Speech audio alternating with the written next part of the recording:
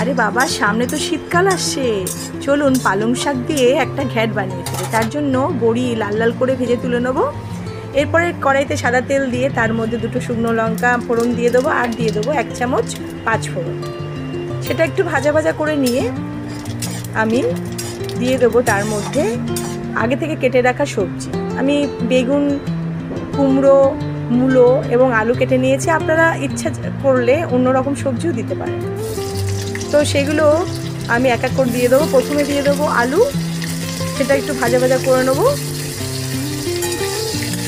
সেটা একটু লাল লাল হয়ে গেলে তার মধ্যে দিয়ে দেবো কুমড়ো।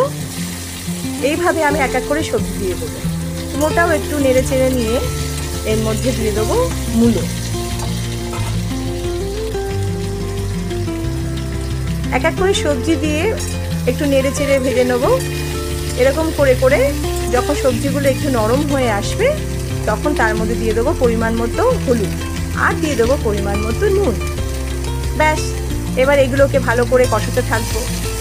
এগুলো যখন একটু ভালোভাবে নরম হয়ে আসবে তখন তার মধ্যে দিয়ে দেবো পালং শাকগুলো। সেগুলো এই পালং শাকটা আমি আগেই ধুয়ে জল ঝরিয়ে রেখে দিয়েছিলাম। এবার পালং শাকটা দিয়ে একটু নেড়ে চেড়ে আমি এটাকে সিদ্ধ হওয়ার জন্য ঢাকা দিয়ে রেখে দেবো বেশ কিছু।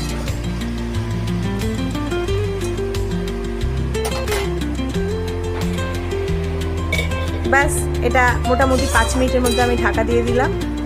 ঢাকটা খুলে দেখুন সবজিগুলো সিদ্ধ হয়ে এসছে আর পালং শাকগুলো নরম হয়ে গেছে। এরপরে আগে থেকে ভেজে রাখা বড়িগুলো দিয়ে দিলাম।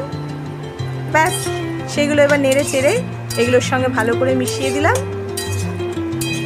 কেউ চাইলে এর সঙ্গে একটু মিষ্টিও দিয়ে দিতে পারেন, আর না চাইলে নাও দিতে পারেন। আর লাস্টে একটু দিয়ে দেবো আদা গ্রেট করা। সেটা দিয়ে একটু নেড়ে চেড়ে আরও বেশ কিছুক্ষণ কষিয়ে নিয়ে হয়ে গেল আজকের পালং শাকের ঘ্যাট। এটা কিন্তু দারুণ লাগে নিরামিষ।